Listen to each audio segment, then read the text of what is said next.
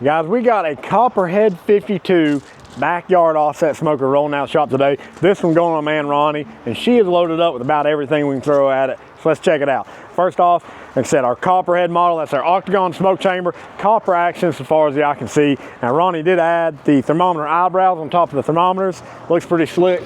We'll open it up here. Now you've got your bottom and top sliding trays. Now Ronnie also added our charcoal pan setup. So you got an ash pan that sits down the bottom, charcoal pan sits on top of that. Turn your grill or turn your smoker into a charcoal grill. Works out great. Got your fire poker in there as well.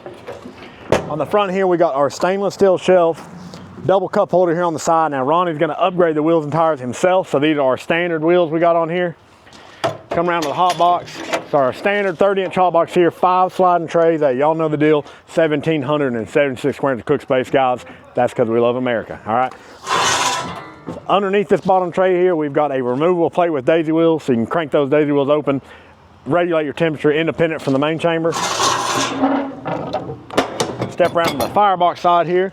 We've got a folding shelf on the hot box. Folds up, fold it down out of place when you don't need it.